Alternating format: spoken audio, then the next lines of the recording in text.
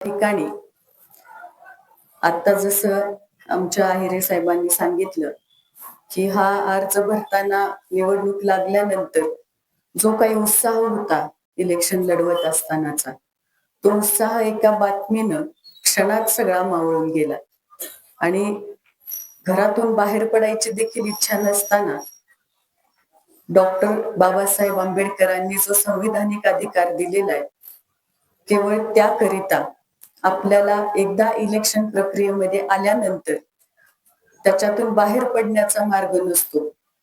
ते पूर्ण करूनच आपल्याला थांबावं लागतं आणि म्हणून त्यामध्ये सुद्धा आज या तालुक्यामध्ये सगळ्यात सुरुवातीला ज्या नेतृत्वानं आदरणीय ढुबळे साहेबांना साथ दिली, ते नेतृत्व म्हणजे आदरणीय शरदचंद्रजी पवार साहेब.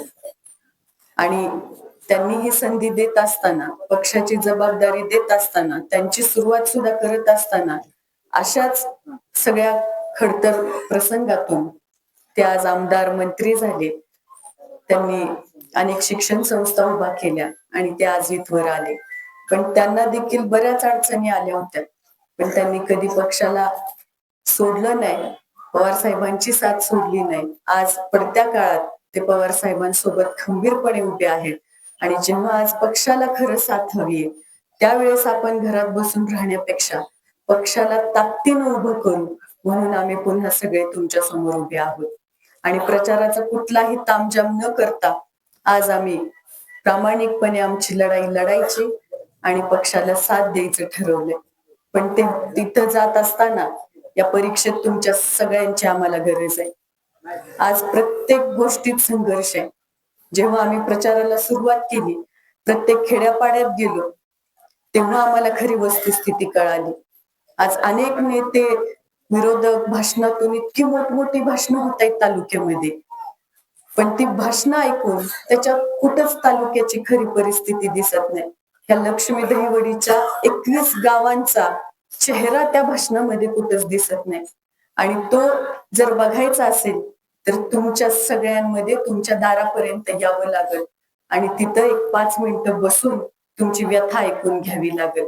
गेली 15 दिवस आम्ही सगळेजण तेच काम करतोय आणि ते करत असताना मी प्रत्येक दारासमोर गेल्यानंतर मला त्या दारासमोर आज एक स्वर्ग दिसतोय. कुठला स्वर्ग? तर गाई, गुरं, धान्य, शेती सगळी हिरवळ अशी सगळा स्वर्ग समोर दाराच्या पसरल्या असं दिसतंय. पण आता हा जो महिना चालू आहे, हा जानेवारी महिना आहे.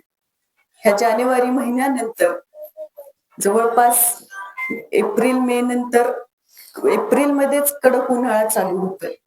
त्या उन्हाळ्यात त्या एप्रिल महिन्यापासून हा सगळा स्वर्ग 2 मिनिटात असा नरकात रूपांतर होईल. कारण चारा, छावण्या आणि पाण्याचा प्रश्न, तो प्रश्न उशाला पाण्याची व्यवस्था असताना सुद्धा आपल्या तालुक्याला पाणी नीट दिलं जात नाही आणि चारा छावण्यांसाठी सुद्धा सगळं नियोजन असताना आज त्याच्याबद्दल सुद्धा कुठलंही नियोजनबद्ध काम त्या प्रत्येक जनावराच्या मुखात तो चारा पोहोचवण्याचं काम इथं केलं जात नाहीये. हे सगळ्यात मोठं आपलं दुर्दैव आहे. आज या भागामध्ये दुग्ध व्यवसाय एवढ्या मोठ्या प्रमाणात आहे. सगळ्यांच्या दारातून घरातून 1-2 का होईना म्हशीचं दूध आज जातंय डेअरीला, पण त्याचा काय फायदा? आज कुठंतरी एक खंत निर्माण होते की सगळं आपल्या हाताशी असून सुद्धा आपल्याला ते मिळत नाहीये आणि नुसत्याच बातम्या होत आहेत कोटींच्या करोडोंच्या, रोज हेडलाईन होत आहेत. आज एवढा निधी मंजूर झाला, आज तेवढा निधी आला, आज इकडं हे झालं, आज तिकडं ते झालं. रस्त्याबद्दल, पाण्याबद्दल, विजेबद्दल, लाईटची सुद्धा अशी अवस्था आहे. आता सुद्धा गावात काही ठिकाणी इकडे जायचं म्हणलं तर रस्त्यावरचे दिवे लावलेले नाहीयेत. त्याची सुद्धा तरतूद असताना सुद्धा कितीतरी भागात जायला आज मोबाईलची बॅटरी धरून जावं लागतंय. हातात प्रत्येकाच्या स्मार्टफोन आहे, पण गावात आज ही अशा सुविधा जर नसतील तर त्या स्मार्टफोनला घेऊन काय करायचंय? आपल्या सुविधा आपण कोणाकडे मागायचे? आणि मुळात गेली 9 वर्ष कुठलंच इलेक्शन झालेलं नव्हतं जिल्हा परिषदेबद्दल. इथं माणूसच नाही आपली दाद मागायला. तुमच्या ह्या प्रश्नांच्या अडचणी सगळे सोडवायला कुणाकडे जाणार आहे तुम्ही? डायरेक्ट मोदीजींकडे जायचं का डायरेक्ट पालकमंत्र्यांकडे जायचं का खासदारांकडे जायचं? कोणाकडे जायचं ह्या सगळ्या गोष्टींची दाद मागायला?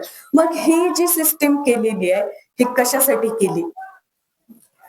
आता ही जी मी कामं सांगितली सगळी, ही जिल्हा परिषद सदस्य, पंचायत समिती सदस्य, सरपंच ह्या सगळ्यांच्या एकत्रित येणारी काम आहे. पण ती लोक जागेवर नाहीयेत. ती लोक जागेवर असून सुद्धा कधीच ही कामं तुमच्यापर्यंत पोहोचली नाहीत. का? तर ती कॉन्ट्रॅक्ट पद्धतीने डायरेक्ट कुठेतरी वेगळ्याच दिशेने चालली होती. ह्या गोष्टी कधी थांबणार आहे? आज ह्या तालुक्यामध्ये वरती गटाला एक उमेदवार आणि खाली गणामध्ये 2 उमेदवार अशी लढत असते. आणि ही लढत करत असताना आमचे 2 उमेदवार ठरलेले असताना आज इथला एक उमेदवार कुठे आहे? कशामुळे तो जागेवर नाहीये? ह्या प्रश्नाचं उत्तर कोणाकडे आहे? आपण कोणालाच हे प्रश्न विचारत नाही. आज सगळा तालुका कुठल्या तरी दबावाखाली काम करतोय आणि म्हणून आपल्या सगळ्यांना ह्या सगळ्या प्रश्नांची उत्तरं जर शोधायची असेल तर आज येत्या 7 तारखेला तुम्हाला ती संधी आहे. आणि त्या संधीचा जर तुम्ही योग्य उपयोग केला नाही तर परत हे सगळं जे काही आहे हे चालूच राहणार आहे आणि ह्या अडचणी आपल्या कधीच संपणार नाहीयेत आणि आपण कुठेतरी गुलाम होऊन कायमचे असेच राहूयात. म्हणून तुम्हा सगळ्यांना एवढा विचारपूर्वक निर्णय घ्यावा लागणार आहे.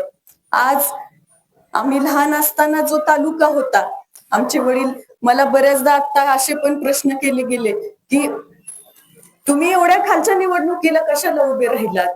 ही आमची कार्यकर्त्यांची निवडणूक होती. अहो, मी कार्यकर्ताच नाही झाले तर नेता कशी काय होणार? आधी कार्यकर्ता तर होऊ द्या. का डायरेक्ट आमदार मंत्र्यांच्या मुलांनी कायम आमदार मंत्रीच झालं पाहिजे, कॉप्ट होऊन वरतीच बसलं पाहिजे, त्यांनीच डायरेक्ट फक्त अध्यक्ष, जिल्हा सभापती ही अशीच पदं भूषवली पाहिजे, बिनविरोधच निवडून आलं पाहिजे का? तुम्हाला जर कार्यकर्त्याची कळकळ समजली नाही तर तुम्ही नेता झाल्यावरती तुम्हाला त्या कार्यकर्त्यांचं दुःख कसं काय समजणार आहे? आणि म्हणून तळागाळातून सुरुवात करायची आणि ह्या सगळे प्रश्न सोडवत खालून वरपर्यंत आपण आपली लढाई लढायची. म्हणून मी ह्या लढाईला सुरुवात केली आणि ती लढाई मी फक्त तुमच्यासारख्या न्यायप्रिय जनतेसोबत लढणार आहे. कारण मला विश्वास आहे तुम्ही न्यायप्रिय जनता आहे. तुम्ही मंगळवेढा तालुक्याच्या संतांच्या भूमीत राहणारी जनता आहे म्हणून तुम्ही न्याय हक करणारच याचा मला विश्वास आहे. आज दुधाबद्दलचा सुद्धा जो विषय आहे, दुधाला जो काही भाव आहे किंवा दुधाबद्दल खरं तर इथं महिला बऱ्याच उपस्थित आहेत. मला महिलांना विचारायचंय, दुधापासून अनेक पदार्थ बनवले जात आहेत पण महिला लघु उद्योगात अजिबात पुढे येत नाहीयेत. शेती व्यवसायात सुद्धा इतक्या सगळ्या गोष्टी पिकतायत पण त्याच्यातून सुद्धा त्या कुठं आज उद्योग व्यवसायामध्ये पुढे येत नाहीये. का? तर त्यांना मार्गदर्शनच मिळत नाहीये. घरकुल योजनेच्या पैसे